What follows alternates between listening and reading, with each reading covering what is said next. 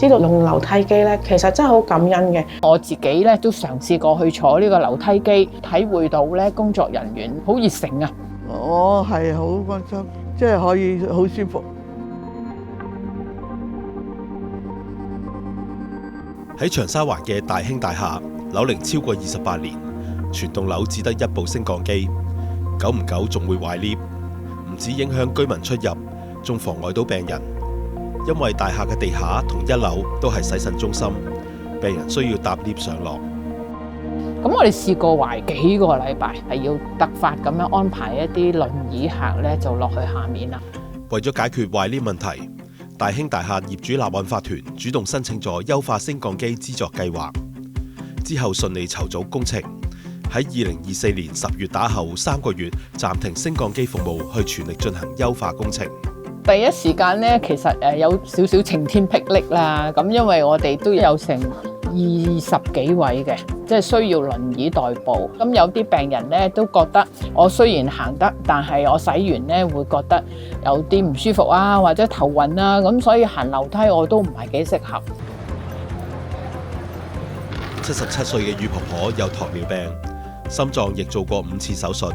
而家每星期有3日需要到洗腎中心做血液透析治療。女 Jenny 話：洗腎中心雖然只係喺1樓，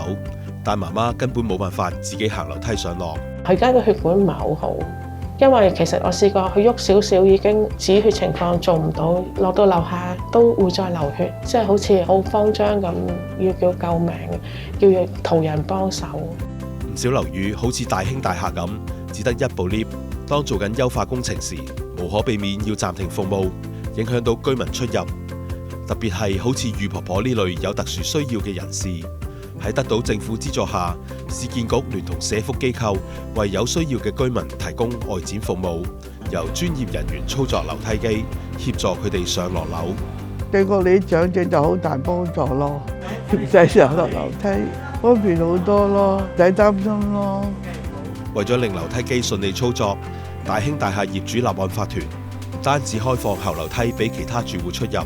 更加喺樓梯口加裝光管，加強照明，又喺大廈貼通告，預先通知樓梯機幾時出動。電梯機上落嘅時候咧，會影響到住客嘅上落樓梯啊，